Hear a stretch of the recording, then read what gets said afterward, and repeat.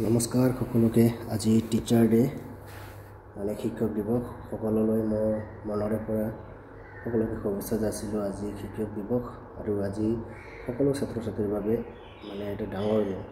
আজি মই এটা কবিতা লৈ আহিছোঁ। কবিতাটোৰ শিৰোনাম হৈছে গুৰু জগতত মহান। এই কবিতাটো কেনেকুৱা লাগিব এতিয়া মই আপোনালোকক শুনাই আছোঁ। এই কবিতাটো কমেণ্ট শ্বেয়াৰ লাইক কৰি দিব।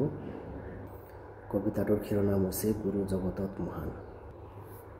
গুৰু শিক্ষাৰ খনি গুৰু জগতত মহান, যিসকলে শিক্ষা প্ৰদান কৰে পৃথিৱীত দেৱতাৰ দৰে। জ্ঞানৰ পোহৰ জ্বলাই ভাল জ্ঞান প্ৰদান কৰে। গুৰুৰ জ্ঞান অনুভৱ কৰি আমি ধন্য অনুভৱ কৰোঁ। মৃৎশিল্পীয়ে মাটিক স্তম্ভ কৰি নতুন পৰিচয় দিয়ে। গুৰু হৈছে অজ্ঞানক শূন্যতাৰ দৰে ৰূপান্তৰ কৰা ব্যক্তি। উচ্চ শ্ৰেণীৰ ব্যক্তিলৈ পৰিণত হয়। গোটেই জগতে গায় গুৰুৰ মহিমা। আমি এটা উচ্চ শিখৰ পাওঁ গুৰুৰ সহায়ত। আমি এটা জাতিক গঢ়ি তোলোঁ। গুৰুৰ প্ৰকৃত পৰম ব্ৰহ্ম বিষ্ণু মহেশ্বৰ। তেওঁৰ পথ প্ৰদৰ্শনৰে জীৱনত কোনো কষ্ট নাই।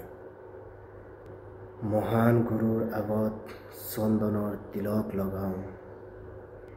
নতুন সৃষ্টিকৰ্তা গুৰুৰ ওচৰত বাৰে বাৰে প্ৰণাম কৰোঁ।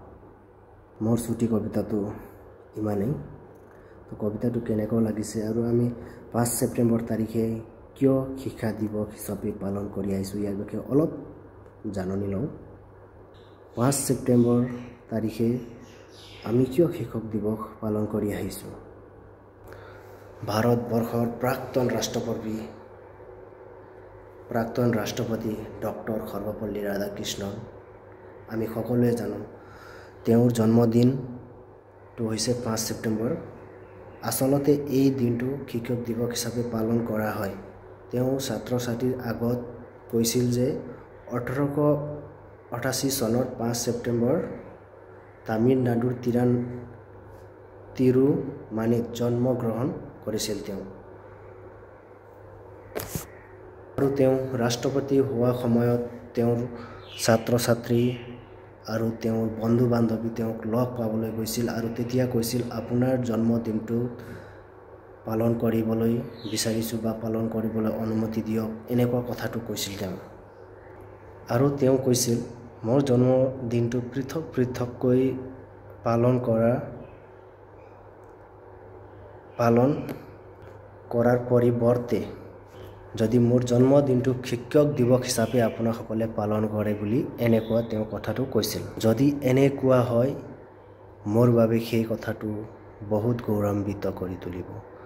সৰ্বপল্লীয়ে তেওঁৰ বন্ধু বান্ধৱী ছাত্ৰ সকলোকে এই কথাটো কৈছিল।